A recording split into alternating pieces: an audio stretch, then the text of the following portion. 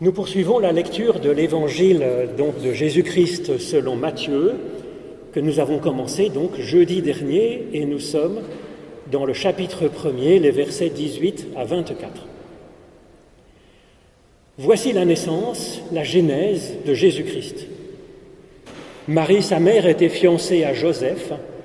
Avant leur union, elle se trouva enceinte du Saint-Esprit.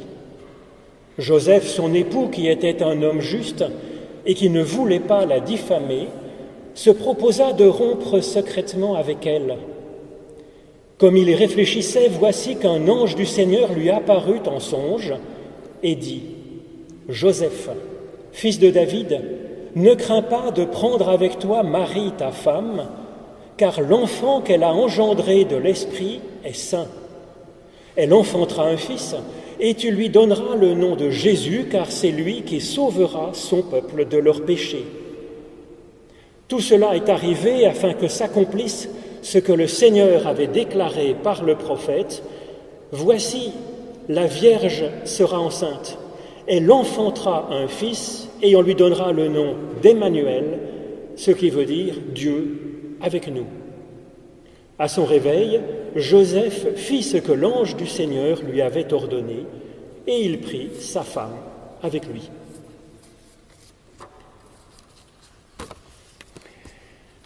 Alors, comme le disait Emmanuel l'autre, ou un des autres, Emmanuel Roland, la semaine passée, ce texte parle de la genèse de Jésus-Christ. Après avoir évoqué ses origines humaines à travers cette généalogie, aujourd'hui, il évoque son origine divine. Tant il est vrai que lui comme nous, Jésus comme nous, sommes à la fois nés de la chair et nés du souffle divin. Nous sommes à la fois fils et filles de la chair, des générations qui nous ont précédés, et fils et filles de Dieu. Alors ce texte a un sens historique, bien sûr. Il évoque la naissance dans l'histoire d'un homme, Jésus de Nazareth, qui a changé la face du monde. Une histoire trouble. Marie est enceinte alors que son fiancé n'y est pour rien. Un peu fâcheux. Certains disent que c'est un miracle physique. Le Talmud laisse à penser que Marie aurait été violée par un soldat romain, un soldat d'occupation, ça se fait si souvent dans les pays en guerre, par un soldat romain dont il donne le nom Pandéra ou Panthéra, qu'importe. Là n'est pas la question essentielle pour notre salut à nous aujourd'hui, mais plutôt que le Christ naisse en nous.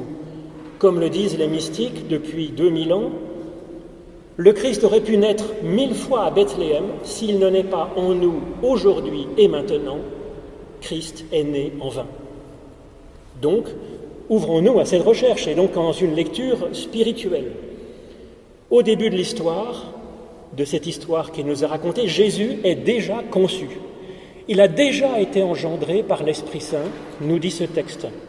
Et c'est une très bonne nouvelle pour nous. Nous n'avons pas à faire naître la vie spirituelle en nous, ça nous est donné par grâce. Peut-être que c'est caché, peut-être que c'est embryonnaire, mais la vie spirituelle, eh bien là, au plus profond de nous, il y a quelque chose qui déjà est en vie. Et la question, c'est de reconnaître cette vie de l'Esprit à l'intérieur de nous, de l'adopter comme Joseph, de l'aimer, de la protéger, de la nourrir et de la faire grandir. Mais elle est déjà là. Et s'en occuper, c'est ce que nous faisons ici. Après une lecture historique, après une lecture spirituelle, nous pouvons faire de ce texte une lecture éthique, parce que ce n'est pas fait pour simplement rester dans le spirituel, mais pour s'incarner dans une vie. Ce texte nous dit que Joseph est un homme juste. Alors qu'est-ce que ça veut dire, selon ce texte, qu'être juste ? Joseph est face à un problème. Sa fiancée est enceinte et il n'y est pour rien. Que fait un homme juste quand il a ainsi un cas de conscience ? La Bible a une réponse au sens littéral, et la loi civile, la loi religieuse de son époque sont d'accord. Lapidation. Joseph, lui, il pense à Marie, il pense à cette femme. Première caractéristique du juste. Il s'occupe, il pense à la personne et il ne l'identifie pas à ses actes. Deuxième caractéristique, selon ce texte, il réfléchit, il se pose des questions, il réfléchit, qu'est-ce que je peux bien faire? Il cherche une solution.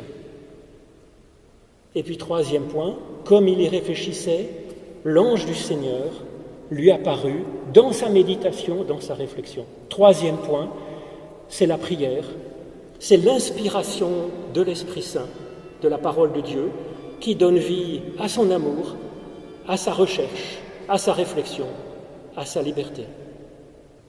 Que Dieu nous soit ainsi en aide. Amen.